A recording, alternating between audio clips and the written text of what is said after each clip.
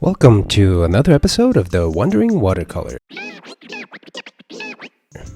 Today we are painting the third page of the complete beginner's guide for watercolor painting. So let's get started. Okay, so this is the third page and today we're practicing textures. So textures can be a little tricky. Part of it is that you have to be a little loose and let the paint kind of do what it wants. You have to be okay with letting go of some of the control. And as always, you want to make sure you have your brush, your paint, a soap dish or any kind of porcelain plate to mix colors on. I have 2 jars of water here off camera. A rag, a paper towel, anything like that is fine. And if you need any of that, I'll have links in the description, but these should all be fairly easy to find wherever you are. So the first thing that we'll do here is, okay, we have this just a very simple scene here. There's a bird and a ground and a flower. So what we'll do is we'll grab some blue here and put a little bit of water and then grab a little bit of brown, and that usually makes a really nice gray. It's a very easy way to make gray, is just some blue and brown, but we'll make it a little more on the blue side. Kind of like, I guess we're going for like a pigeon color. So what we'll do is, so how we did the flat wash in the last page, it's basically just covering this in completely. It's just kind of like a silhouette. And it doesn't have to be perfect, but basically we're just getting the object in there. And okay, so for this technique that I'm about to go over, it doesn't always look perfect, but that's part of the appeal. So what you want to do is when you press your brush against the paper, because it has a little bit of a grit to it, and if you go quickly rather than slowly, it'll just leave gaps, basically showing the texture of the paper. So I'll show you what I mean. So I'm going this way as if to show the streak from the flight, almost like just painting the motion from the bird flying. So if I go like this, you see how it's just basically picking up the paper, and because I'm pressing hard against the tooth of the paper, it's like showing the motion. Granted, you know, I'll have to go back in to show the detail of the bird so that you can see it a little better against the same color, but that's just to give you an idea. That's one way that you can display texture when using watercolor painting.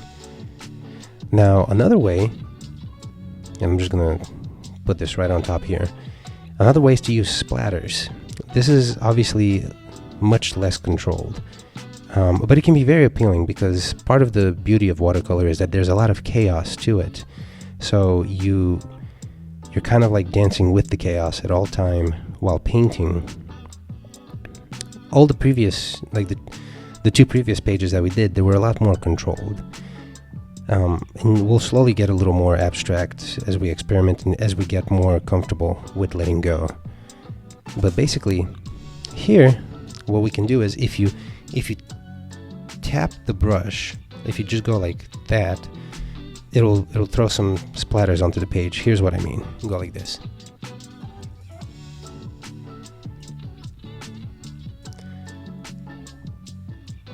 So you can see, like, you can make like an effect of rain, like let's say the bird's trying to fly through the rain, or if you just wanted to make like the streak from where it's flying, you can make a lot of dynamic kind of effects that way. Now, obviously, if you're not happy with them, you can always go in and try to pick up some of them, and it'll, even though this will lighten up where the paint is, you can still see it on there.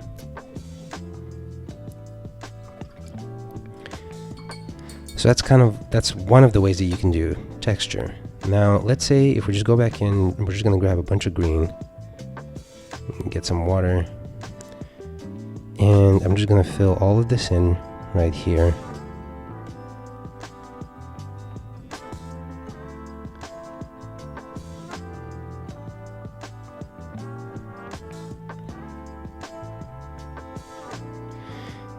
So here for the grass, for example, I'm doing a similar thing. I'm just kind of pulling up quickly. This is kind of another way to show texture. It's like a grass texture. And all you do is you're just doing some quick strokes going upwards. And that's fine. That's more than enough. It looks like grass. And then just a flat wash to fill in the flower and the leaf of the flower.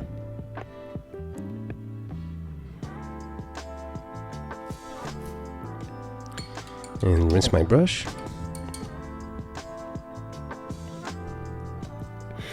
And I'm just gonna grab a little bit of red just here to fill in.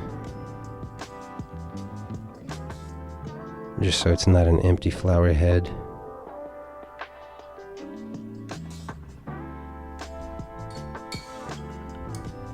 And I'm gonna pick up some of that color because it's a little too bright. Okay.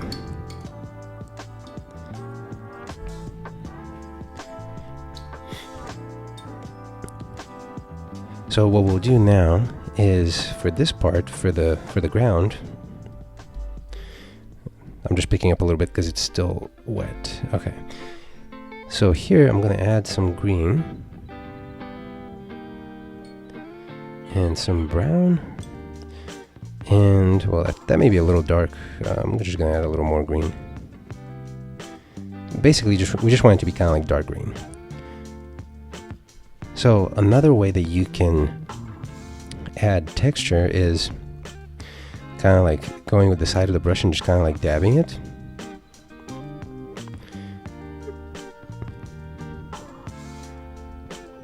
And then drying, like rinsing off your brush and drying it off, and then doing the same thing but with a dry brush. Because what will happen is you'll kind of pick up some of that.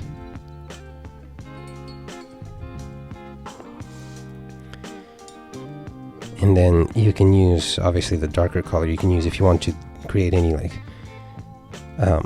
alternating, you know, because when you look at a plot of grass, there's lighter blades, darker blades of grass, and you can add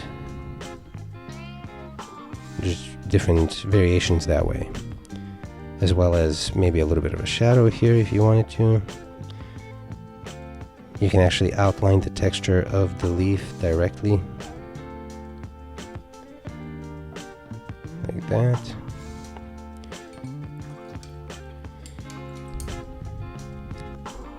So, yeah.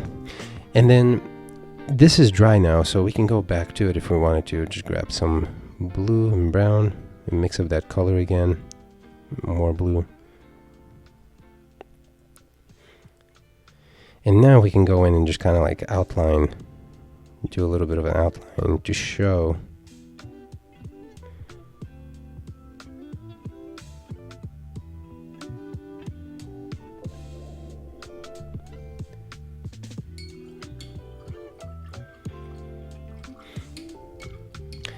so a lot of these techniques that I'm showing you, you can tell that I'm not trying to be very clean. I'm not trying to be very like controlled. I just want you to experiment. You kind of have to push the boundaries a little bit. Even if you mess up or if it looks weird, that's totally fine. Like, this is definitely not something that I would present as a finished work of art, but just experimenting and kind of pushing to see where the limits are helps you understand better how to use the techniques. So for here, what we'll do is these two squares here, we're just gonna fill them in with just regular green, but we'll render them two different ways. So for example, I'm mixing up my green here, and I'm using a little more paint, so it's a good amount of color. So I'm just gonna fill this in with just a flat wash. So this is just a flat, just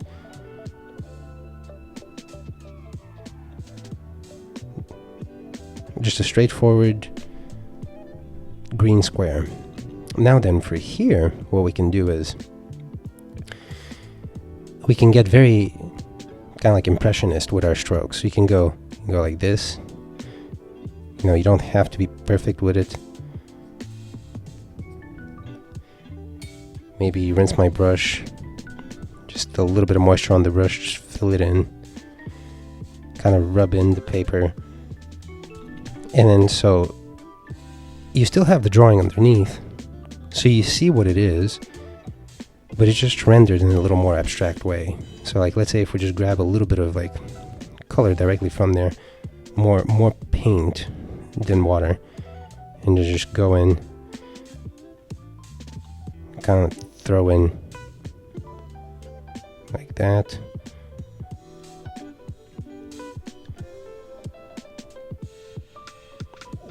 So you can see it's the exact same thing, but this just looks more abstract. There's more character to it. So they both have their own uses. It's just whichever one, how do you want to convey what you're rendering?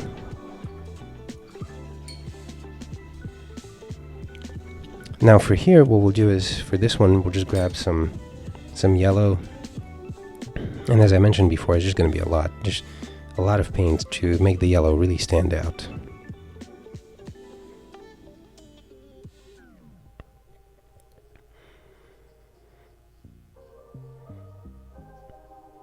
There we go.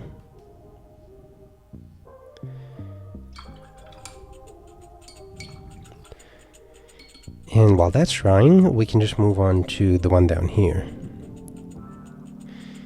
And here I just kind of want you to practice with, just get some blue, just mix it up on the side. So just practice doing a couple of different things. One is different ways to do splatters. So one of them is if you have the brush directly over like this and you just tap on top of it, you can get something like this, so it's more direct on top of the paper. Another way is you can hold your finger and then just tap on top of the finger like this. There's also, you know, just flicking the brush. There's different ways that you can try doing splatters. You can even just actually try it. You can, like, if let's say if you wanted to show a splatter, you could just go directly like, and then add some splatters, kind of like how we did here. So it's just that whenever you do things like this, you just want to make sure that there's a lot of water and paint on the brush itself, so that you can kind of like flick it off of the brush. And you can see also, at the same time, if you want to mix in colors, you can do that, because we used the blue on top of the yellow. Now it looks a little green, like there's green splatters, and they mix differently because you don't have the same amount of paint in each of the drops, so they mix differently. And then also the last thing that I want to show is, if you want to, you can also kind of like just directly poke the paper. It might be hard to see, but if you just directly poke it, it'll be, you can make texture that way too. It's just that each one of these little dots will just look very chaotic and different.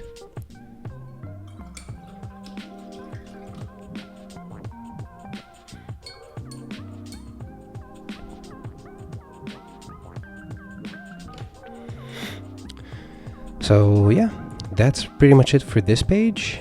And next we'll go over how to render things a little more in depth in the 4th page. It'll still be textures, but it'll be actual examples of how to use the textures. Okay, we'll see you then.